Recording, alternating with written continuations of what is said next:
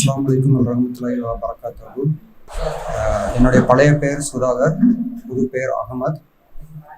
அல்ஹம்துலில்லாஹ், எனக்கு இஸ்லாம்ன்ற ஒரு அற்புதமான ஒரு வாழ்வியல் முறை எனக்கு ஹிதாயத்து அல்லாஹ் கொடுத்தது எனக்கு ஒரு பெரிய பாக்கியம்னு நான் நினைக்கிறேன். நான் சின்ன வயசுலேருந்தே பார்த்தீங்கன்னா எதையுமே அவ்வளோ ஈஸியாக ஏற்றுக்க முடியாது. எனக்கு காரணம் தெரியணும். எல்லாத்துலேயும் கேள்வி கேட்குற பழக்கம் சின்ன வயசுலேருந்தே உண்டு. அதனால் நான் முன்னாடி இருந்த ரிலீஜன் ஹிந்து. நான் ஒரு 20 வருஷமாக நான் ஒரு நாத்திகராக நான் வாழ்ந்துட்டு இருந்தேன். காரணம் என்னென்னா, நான் முன்னாடி இருந்த சமுதாயத்தில் எனக்கு கேள்விகளுக்கு எதுக்கும் பதில் கிடைக்கல. எல்லாமே ஒரு ஒரு என்ன சொல்கிறது, ஒரு இருட்டு அறைக்குள்ளே போன மாதிரி ஆயிடுச்சு. ஸோ அதனால சரி, அப்போ அதுக்கு அல்டர்னேட்டிவாக அதுக்கு ஈக்குவலாக வேற என்ன இருக்குன்னு தேடும்போது எனக்கு அப்போ இந்த ஹிதாயத்தும் எனக்கு சந்தர்ப்பமும் இல்லை. அதனால் நான் நாத்திகராக மாறி ஒரு 20 வருஷம் இதுதான் ஒரு வாழ்க்கை போல, ஸோ இதில் எல்லாத்துக்கும் பதில் கிடைக்கும்னு சொல்லி நான் வாழ்ந்துக்கிட்டு இருந்தேன். நான் வாழ்க்கையோட எல்லாத்தையும் பார்த்துருக்கேன். எனக்கு வயசு 45. நான் வாழ்க்கையில் எல்லாத்தையும் அல்ஹம்துலில்லாஹ் ஆண்டவன் மேபி எனக்கு எல்லா விதமான அப்ஸ் அண்ட் டவுன்ஸையும் வாழ்க்கையில் பொருளாதாரத்திலிருந்து வாழ்க்கையிலேருந்து எல்லாத்தையும் கற்றுக்கிட்டு வரட்டும். அப்புறம் இவனுக்கு அந்த ஹிதாயத்தை பிடிப்போம்னு நினச்சான்னு தெரியல. அதனாலயா கூட எனக்கு இவ்வளோ லேட்டாக வந்திருக்கலாம். அதனால தான் நான் இவ்வளோ உறுதியாக இப்போ அந்த கயிறை பிடிச்சிக்கிட்டு இருக்கேன் நான் அப்படின்னு நான் நினைக்கிறேன். ஸோ அல்ஹம்துலில்லாஹ், நாத்திகராக இருக்கும்போது எனக்கு தேடிக்கிட்டு இருந்த ஒரே ஒரு விஷயம் நிம்மதி. மன நிம்மதின்றது எங்கே கிடைக்கும் அப்படின்றது தான் தேடுதலாகவே இருந்தது. எல்லா மனுஷங்களுக்குள்ளேயும் அதுதான் இன்றைக்கும் தேடுதல். நம்ம கப்பர் போகிற வரைக்கும் நம்ம அதனுடைய தேடுதல் இருந்துக்கிட்டே தான் இருக்குன்றதான் நான் புரிஞ்சுக்கிட்டது. ஸோ பணம் நிறைய கிடைச்சது. நான் ஒரு 20 நாடுக்கு போயிருக்கேன். அதாவது வேலை விஷயமாகவும் நான் வளர்ந்துருக்கேன், பர்சனலாகவும் போயிட்டு வந்திருக்கேன். பணமும் நல்லாவே அல்ஹம்துலில்லாஹ் ஆண்டவன் கொடுத்தான். நான் பணம் வந்தால் நிம்மதி வந்துடும் நினச்சி பணத்துக்கு பின்னாடி சுற்றிருக்கேன். 11 வருஷம் நான் சவுதியில் தான் இருந்தேன். அப்போல்லாம் எனக்கு கிடைக்கல. நான் சவுதி போய் இறங்குனதுலேருந்து 10 வருஷம் நான் ரொம்ப, அதாவது உள்ளுக்குள்ள மனசளவுலேயே நான் விமர்சனம் பண்ணிக்கிற மாதிரி ஆளாக தான் இருந்தேன். அவங்களுடைய நடைமுறைகள், அவங்க பழக்க வழக்கங்கள் அங்கே ரொம்ப, இப்போ இருக்கிற சவுதி வேற. நான் போன காலத்தில் இந்த சவுதி அது ஒரு சொர்க்க பூமின்னு சொல்லலாம். ஏன்னா இஸ்லாமா அவ்வளோ 100க்கு 100% வாழ்க்கையில் கடைபிடிக்கிற ஒரு பூமியாக அது இருந்தது. இப்போ அது மாறிடுச்சு. ஆனால் அப்போ நான் பயங்கர விமர்சகராக இருப்போம். என்ன இப்படி இருக்காங்க, இவ்வளோ ஸ்ட்ரிக்டாக இருக்காங்க. ரம்ஜான்லாம் வரும்போது கூட எங்களுக்குள்ளே நாங்கள் பேசிப்போம், இன்னும் விரதம் இருக்கிறதெல்லாம் இவங்க ஒரு விழா, ஒரு ஈதாக சொல்லிக்கிறாங்க, இதில் என்ன நம்ம செலிப்ரேட் பண்ண முடியும்? இந்த மாதிரி கேள்விகள் அடுக்கிக்கிட்டே போயிருக்கு. மேபி ஆண்டவன் என்னை அதுக்கு தயார்படுத்திக்கிட்டே இருந்திருப்பான்னு நினைக்கிறேன். ஸோ அப்புறம் நல்ல ஒரு பதவி, அதான் வேலை. நாத்திகராக இருக்கிற எல்லாருமே என்னென்னு பார்த்தீங்கன்னா பணத்தை தான் அந்த மெட்டீரியல் லைஃப், பணத்தை தான் அவங்க ஒரு கடவுளுக்கு நிகராக வச்சிருவாங்கன்றதான் நான் பர்சனலாக அனுபவிச்சது. அதனால பணத்துக்கு பின்னாடி ஓடி கடைசியில் பார்த்தா அங்கேயும் நிம்மதி கிடைக்கல. வீட்டுக்குள்ள இன்னொரு பெரிய பிரச்சனை என்னன்னா, இஸ்லாமுக்கு வெளியில யாரும் எதையாவது ஃபாலோ பண்ணணும், அதாவது நல்ல வாழ்வியல் முறை அப்படின்னு நினைச்சாங்கன்னா அதுக்கு ஒரு கைட்லைன்ஸ் எங்கேயுமே இல்லை. அங்கங்க சிதறலா இருக்கும். சில பேர் அங்கங்க சொல்லியிருப்பாங்க. சில மதத்தில் அங்கங்க பீஸா ஏதாவது கிடைக்கும். ஆனா ஒரு முழுமையா ஸ்டார்ட்ல இருந்து எண்டு வரைக்கும்ன்றது அப்படி எதுவுமே நான் பார்க்கல. அதனால என்னன்னா, வீட்டுக்குள்ளேயும் நிறைய சச்சரவுகள், பிரச்சனைகள் நிறையவே வரும். ஆனால் அதுக்கு ரெஃபரன்ஸ் இல்லை. இப்போ நம்ம போய் இல்லை இப்படி பண்ணாதீங்க அப்படின்னா அதுக்கு கைட்லைன்ஸும் கிடையாது, அதுக்கு ரெஃபரன்ஸும் கிடையாது. நீ என்ன சொல்றது, நான் என்ன கேட்கறது, அப்படி வரும். சரி, இன்னொரு பக்கம் போய் நம்ம சொல்லலாம்னா அவங்க வேற ஒரு கைட்லைன் ஒன்று சொல்லுவாங்க. ஸோ இந்த மாதிரி ஒரு முழுமை அடைஞ்ச ஒரு வாழ்வியல் முறை கிடைக்காததுனால குடும்பத்துக்குள்ளே நிறைய பிரச்சனைகள் வரும். அதில் நிறைய தோத்தும் போயிருக்கேன். என்னால் அவங்கள சமாதானப்படுத்த முடியும். எனக்கு தெரியுது தப்புன்னு, ஆனால் சமாதானப்படுத்த முடியாது. இன்னொரு சைடு அது கரெக்டுன்னு தெரியும், அவங்களுக்கு சார்பாக பேச முடியாது. இந்த மாதிரி பிரச்சனைகளும் உள்ளே இருந்துகிட்டு இருந்தது. அப்போ பணமும் நமக்கு நிம்மதி கொடுக்கல, வீட்லேயும் நிம்மதி கிடைக்கல.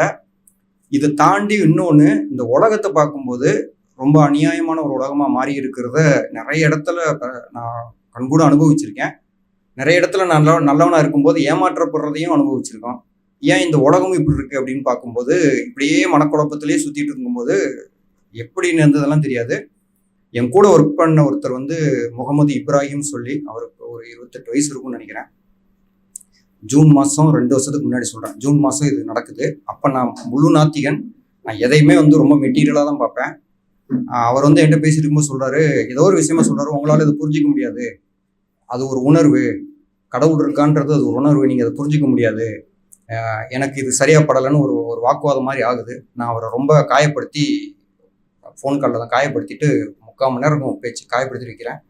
அக்டோபர் மாதம் எனக்கு இதாக இது.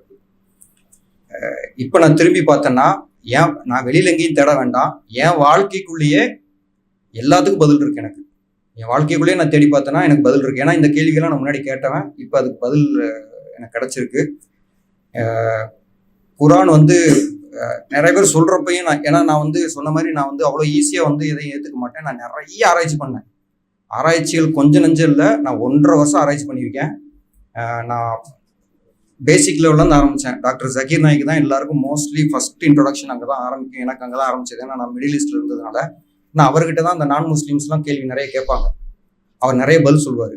அதை கேட்டு கேட்டு கேட்டு கேட்டு அந்த ஸ்டேஜை கடந்துட்டேன். அப்புறம் அதான் அந்த சந்தேக தகுதி, அந்த சந்தேக புத்தியிலிருந்து கடந்துட்டேன் நான். அதுக்கு பிறகு ரொம்ப டீப்பாக பல ஆலிம்கள் பல பேர் பேசுனது, இந்த மாதிரி ஈவன் வே டு பாரடைஸு, நிறைய யூடியூப் தான் எனக்கு சப்போர்ட்டாக இருந்தது. ஏன்னா எனக்கு கூட யாரும் கிடையாது, நான் யார்ட்டையும் போய் ஷேரும் பண்ண முடியாது. எனக்குள்ளேயே நடக்குது இந்த மாற்றம். இப்போ யூடியூப்பு வே டு பாரடைஸ் மாதிரியே நிறைய ஒரு 10 யூடியூப் சேனல்ஸ் இருக்குது நான் ஃபாலோ பண்ணுறது. அவங்க இந்த மாதிரி பேசுனதை வச்சு நானா ஒரு சுய பரிசோதனை பண்ணி பண்ணி பண்ணி பண்ணி ஆண்டவனுடைய அருள்ல அப்படியே ஒரு மாற்றம் இப்போ நான் ரொம்ப உறுதியாக இருக்கேன். அதுவும் இது 2வது ரம்ஜான், முதல் ரம்ஜான் கூட நான் எனக்கு ஃபுல்லாக பண்ணிக்க முடியல, நான் அப்போ அவ்வளோ இதுவாக இல்லை. ஆனால் இந்த தடவை இங்கே தான் வந்தேன். போன வாரம் ஃபஸ்ட்டு அல்ஹம்துலில்லாஹ் இங்கே தான் ஃபஸ்ட்டு நாள் வந்தேன் ரம்ஜானுக்கு தேடி. இந்த 7 நாள்லேயே எனக்கு பெரிய மாற்றமாக இருக்குது. எனக்கு அப்படியே அதான் சில பேர் சொல்லுவாங்க, அது குரானில் அந்த வசனத்தை நம்ம முன்னாடி படிச்சிருப்போம், ஆனால் இன்னொரு தடவை படிக்கும்போது இன்னொரு மாதிரி ஒரு வித்தியாசமான ஒரு ஒரு புரிதலை உண்டாக்கும். அது அனுபவிச்சு பார்க்குறவங்களுக்கு தான் தெரியும். சொன்னா அடுத்தவங்களுக்கு புரியவே புரியாதுன்னு சொல்லி கேட்டது இப்போ எனக்கே அந்த அனுபவம் வருது. இது அல்ஹம்துலில்லாஹ் சுப்ஹானல்லாஹ், இதுக்கு தவிர எனக்கு வேற என்ன சொல்லன்னு தெரியல. அவ்வளோ விதமான அற்புதங்களை இதுக்குள்ள ஒழிச்சு வச்சிருக்கான். அது எப்போ நடக்கும்னு எனக்கு ஃபீல் ஆச்சுன்னா, நான் முழுமையா 5 வேளை தொழுது அவனை மட்டுமே நினைச்சு எந்த ஒரு டிஸ்ட்ராக்ஷனுக்குள்ளேயும் போகாம இதை எடுத்து ஒரு வசனத்தை படிக்கும்போது அதுல வர்ற அந்த ஒரு அண்டர்ஸ்டாண்டிங், அது சொன்னா யாருக்கும் புரியாது. அது கிடைக்கணும் எல்லாருக்கும். அது பல லட்சம் கோடி கொடுத்தா கூட அதனுடைய திருப்தி யாருக்கும் கிடைக்காது. ஸோ அந்த திருப்தி எனக்கு கொடுத்துருக்கான். நான் இப்போ வேண்டிக்கிறதெல்லாம் இந்த அற்புதத்தை எனக்கு மேலும் மேலும் மேலும் அதிகப்படுத்தியிருக்க ஆண்டவா, எனக்கு இதை குறைவாக மட்டும் கொடுத்துடாத. உன்னுடைய அற்புதங்களை நான் தினம் தினம் பார்த்து கபருக்கு போய் மறுமையில் ஒரு நல்ல முஸ்லீமாக எழுப்பப்படணுன்ற பாக்கியத்தை மட்டும்தான் நான் அவங்கள்ட்ட பெருசாக கேட்குறேன். நான் கடைசி 2 சூறால உள்ள 2 வசனங்களை மட்டும் சொல்லி முடிச்சுக்கிறேன். ஒரு வசனம் முஸ்லீம்ஸுக்கு எனக்கு ஒரு பெரிய வருத்தம். நான் நிறைய தியரியா பார்த்துட்டு இந்த சமுதாயத்துக்குள்ள நான் நுழையும் போது எனக்கு மிகப்பெரிய வருத்தம். எவ்வளோ போன வாரம் பேசிட்டு போது சின்ன வருத்தம் அதையும் சொன்னாங்க. என்னன்னா, பான் முஸ்லீம்ஸா பிறந்தவங்க இது பாக்கியமா நிறைய பேர் பார்க்க மாட்டாங்க. நான் உள்ள பார்க்கும்போது அங்க இருக்கிறது வேற, இங்க நடக்கிறது வேறையா இருக்கு. அது பெரிய வருத்தத்தை கொடுக்குது. அதுக்கும் பதில் உள்ள வச்சுட்டு ஆண்டவன். அதுவும் எனக்கு ரொம்ப நாளாக தேடிக்கிட்டு இருந்தேன், கஷ்டப்பட்டு என்னுடைய காலேஜ், என்னுடைய கல்லூரி நண்பர், என்னுடைய பாலிய நண்பர், நான் ரொம்ப ரொம்ப க்ளோஸாக அவங்க வீட்டில் 1 வருஷம் அவங்க வீட்டில் தான் நான் சாப்பிட்ருக்கேன். உட்கார வச்சு சாப்பாடு போட்டு என்னை வளர்த்த மாதிரி வளர்த்தவங்க. ஒய்ஃபு, அம்மா கூட இல்லை, அவங்க ஒய்ஃபே அண்ணனா வச்சு. அவர் தான் எனக்கு இப்போ துணையை அப்படியே பேசி நாங்கள் 2 பேரும் தான் பேசுறதுன்னா நாங்கள் 2 பேரும் இதை பற்றி நான் எனக்கு புரிஞ்சதை சொல்லுவேன், அவர் சொல்லுவார், அந்த மாதிரி பேசிகிட்டு இருப்போம். அப்போ எனக்கு வசனம் ஒரு கண்ணில் பட்டது குரான்ல. என்னன்னா, விசுவாசிகளே, இதை நல்லா கவனிச்சுக்கோங்க, விசுவாசிகளே, உங்களில் எவர் இந்த மார்க்கத்தை விட்டு வேறு வழியில் சென்றாலும் நான் உங்களுக்கு பகரமாக வேறு சமுதாயத்தில் உள்ளவர்களை கொண்டு வருவேன். அவர்கள் நான் நேசிப்பேன், என்னையும் அவர்கள் நேசிப்பார்கள். விசுவாசிப்பவர்களை அவர்கள் இரக்கம் காட்டுவார்கள், நிராகரிப்பவர்களிடம் கண்டிப்பாக நடந்து கொள்வார்கள். மேலும் பழிப்பவரின் பழிக்கு அவர்கள் அஞ்ச மாட்டார்கள். இது அல்லாஹுவின் பேரருளாகும், அவன் நாடியவர்களுக்கு இதை எவன் அளிக்கின்றான். இதுல பதில் கிடைச்சிருச்சு முஸ்லீமா இருக்கிறவங்களுக்கு. இப்ப நான் முஸ்லீம்ஸுக்கு இன்னொரு வசனம் இருக்கு. எங்களை மாதிரி ஆட்களை நிறைய பேர் இங்கே இருக்காங்க, அவங்களுக்குலாம் அந்த கஷ்டம் இருக்கும். அவங்களா மாறி இருப்பாங்க, அவங்களுக்கா மாற்றம் வந்திருக்கும், வீட்டுக்குள்ள சொல்ல முடியாது. இப்போ ஒரு சகோதரோட சொன்னார், சொல்லிடாதீங்க, எனக்கும் அந்த நிலைமை இருக்குது, அதனால இந்த வீடியோ எனக்கு மட்டும் கொடுங்கன்னு கேட்டேன். இன்ஷா அல்லாஹ் ஃபியூச்சரில் இந்த வீடியோ எனக்காக போடலாம் நீங்கள். ஸோ இதை எப்படி பார்க்குறாங்க அப்படின்றதுக்கு குழப்பத்திலேயே இருந்தப்ப அதுக்கு ஒரு வசனம் உள்ள இருக்கு. ஷொயப் அவர்களே, நீங்கள் கூறுவதில் அநேகமானவற்றை எங்களால் புரிந்து கொள்ள முடியவில்லை. எங்களில் உங்களை பலகீனமாகவே நாங்கள் கருதுகிறோம். நீங்கள் மட்டும் எங்கள் குலத்தாரை சேர்ந்தவராக இல்லை என்றால் உங்களை நாங்கள் கொலை செய்திருப்போம்.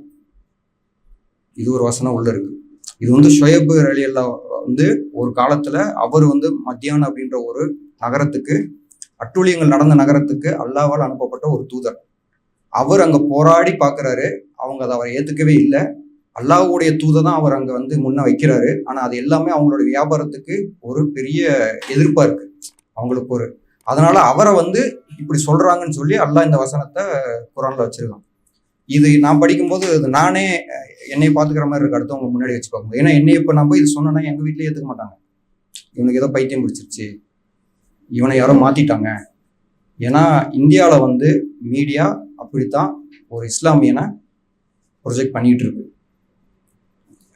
இந்த மாதிரி நம்ம வச்சு இருந்தாலே அவங்க வந்து வேற ஏதோ தப்பான செயலுக்கு போறாங்கன்றத அவங்க கட்டங்கட்டி மீடியா அதை பண்ணிட்டு இருக்கு. அதை நானும் அந்த பக்கம் இருந்து பார்த்தவன். இந்த பக்கம் வரும்போது அதெல்லாம் கிடையாதுன்னு புரிதல் வருது. அது நிறைய பேருக்கு எல்லாருக்கும் அந்த புரிதல் வரணுன்ற ஒரு வேண்டுகோளோட நான் இந்த உரையை முடிக்கிறேன். எல்லாருக்கும் ஆண்டவனுடைய அமைதியும் சாந்தியும் சமாதானமும் உண்டாகட்டும்.